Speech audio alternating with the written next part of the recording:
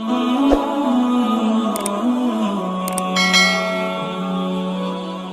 दोनों चलेंगे, ठीक है। और हम ना अपनी कौम वालों को भी बोलेंगे कि सब लोग मिलके चलें 20 तारीख को इनके मंदिर के निर्माण के लिए, है ना। Quran and Hadith, or donating for a temple, or donating for prasad, all these are acts which are haram. মন্দিরে আল্লাহর সঙ্গে শিরিক করা হয়, আল্লাহর সঙ্গে শিরিকের কাজে সাহায্য করলে সে মুশরিকদের অন্তর্ভুক্ত হবে, স্পষ্ট কথা। তাদের সঙ্গে ভালো আখলাক, চরিত্র ইত্যাদি ইত্যাদি যত রকম কাজ আছে আমরা সবই রকম তাদের সাহায্য করতে পারি, কিন্তু যদি তারা দেবদেবীর নামে অর্থাৎ পূজা পাঠ করার জন্য যদি কিছু চায় তাহলে আমরা এই জায়গায় আমরা দিতে পারবো না। এটা আমাদের শরীয়ত নিষেধ করেছে, এটা আমাদের আল্লাহ তাআলা নিষেধ করেছেন, এটা আমাদের মুহাম্মদ সাল্লাল্লাহু আলাইহি সাল্লাম নিষেধ করে গেছেন। হোক, আমি এই ভিডিওটা খুব গুরুত্বপূর্ণ মনে করেছিলাম। আসসালামু আলাইকুম ওয়া রাহমাতুল্লাহি ওয়া বারাকাতুহু। সবাই কেমন আছেন? আশা করি সবাই ভালো আছেন। আল্লাহ তাআলা আপনাদের সুস্থ রেখেছেন এবং ভালো রেখেছেন। কিন্তু বর্তমান সময়ে সোশ্যাল মিডিয়ার মাধ্যমে আমরা জানতে পেরেছি যে সামনে 22শে জানুয়ারি রাম মন্দির উদ্বোধন আছে। সেই বিষয়কে কেন্দ্র করে অনেকে অনেক রকম ভিডিও বানাচ্ছে, কিন্তু একটি ভিডিও আমি দেখলাম, সেই ভিডিওর মাধ্যমে এমনভাবে তারা একটা মেসেজ দিয়েছে, এমনভাবে হিন্দু মুসলিম সকলকে উৎসাহিত করেছে যাতে হিন্দু মুসলিম সবাই এক হয়ে রাম মন্দিরের জন্য চাঁদা দেয়। কিন্তু কোনো গায়রুল্লাহর নামে অর্থাৎ আল্লাহ ব্যতীত কাউরির নামে কি এক পয়সাও কি দান করা যাবে? এ বিষয়ে আমাদের শরীয়ত কি বলেছেন, এই বিষয়ে আমরা বড় বড় আলেমগণের মুখ থেকে শুনব। তো প্রথমে এই ভিডিওতে তারা কি মেসেজ দিয়েছে সেই ভিডিওটা একটু দেখে নেওয়া যাক। চলুন ভিডিওটা একটু দেখে নিই।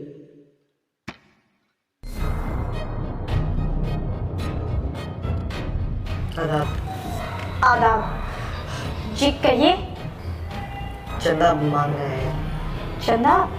वो बात दरअसल ये चंदा है करते कि 22 जनवरी को अयोध्या में राम मंदिर की स्थापना की जा रही है, तो उसी के लिए हम सब कॉलोनी वालों ने सोचा था कि एक सोने का मुकुट भेंट में देखो। রাম মন্দিরের জন্য চাঁদা করতে এসেছি। चंदा इकट्ठा कर रहे हैं। कौन है बेटा? जी अम्मी। রিয়েকশন করছে, তারা जी তাদের चंदा देने वाले কি हैं। সম্মান জানাচ্ছে সেটুকু आप দেখিনি। उनको अंदर ले आइए। ठीक है अम्मी, তাদেরকে ভিতরে রাখতে বলছে। आइए आप लोग अंदर। তার আম্মা তাদেরকে বলছে তাদেরকে ভিতরে না। हाँ अंदर। तो आंटी जी ये तो बहुत ज़्यादा है। हाँ अम्मी, आप ठीक कह रही हैं। अगर हम इनकी खुशियों में शरीक नहीं होंगे तो ये भी तो नहीं होंगे। कोई बात नहीं अम्मी, आपके साथ मैं भी चलूंगी 20 तारीख को इनके उस प्रोग्राम में। हाँ बेटा, हम दोनों चलेंगे, ठीक है। और हम ना अपनी कौम वालों को भी बोलेंगे कि सब लोग मिलके चलें 20 तारीख को इनके मंदिर के निर्माण, इनको बहुत खुशी मिलेगी। যা হোক, এই ভিডিওতে আমরা দেখতে পেলাম যে তারাকে শুধু কিছু চাঁদা দিয়েই বিদায় করা হচ্ছে না। তারা বলছে শুধু আমরাই নয়, আমরা আমাদের পরিবারবর্গকে আমাদের ভাই ব্রাদারকে বলবো যাতে তারা সবাই চাঁদা দেয়, এবং আমরা সবাইকে বলবো যাতে 20 তারিখ তারা যে সোনার মুকুটটা নিয়ে সেটার যে পূজা করবে সেটাতে অংশগ্রহণ করার জন্য আমরা বলবো, যাতে তারা অনেক খুশি পায়। এ বিষয়ে আমাদের কোরআন ও হাদিসে কি বলেছে, চলুন আমরা এ বিষয়ে বড় কোনো ভালো আলেমের মুখ থেকে শুনি। আমাদের দেশে কিছু কিছু এলাকায় মন্দিরের জন্য দান করতে বলে, তা করা যাবে কিনা? ভাই মন্দিরে আল্লাহর সঙ্গে শিরিক করা হয়, আল্লাহর সঙ্গে শিরিকের কাজে সাহায্য করলে সে মুশরিকদের অন্তর্ভুক্ত হবে, স্পষ্ট কথা। আপনি ইসলাম আপনাকে উদার হইতে বলছে, এত উদার হয় না যে কাপড় চোপড় সব খুলে দিয়ে দিবেন।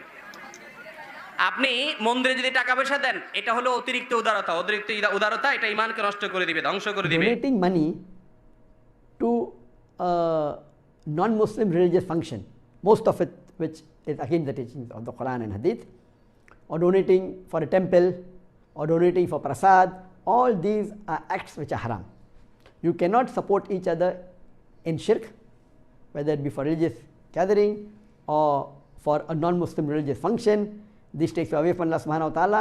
Here too you have to ask for forgiveness, ask Allah for repentance, and see to it that you donate multiple times more amount to the poor people, for charity. Helping non-Muslim per se is not prohibited.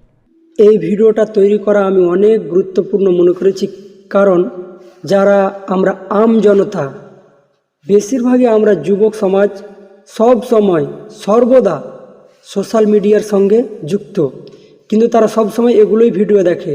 কিন্তু এই মেসেজটা যখন তাদের কাছে যাবে তারা তো আর সেটা বুঝতে পারবে না, তখন বলে ঠিকই তো বলছে, আমরা যদি দিই তারা খুশি হবে এবং আমাদের ভ্রাতৃত্ব বোধটা বেড়ে যাবে এবং আমরা ভাই ভাই হয়ে দুনিয়াতে চলতে পারবো, আমাদের শান্তি আসবে।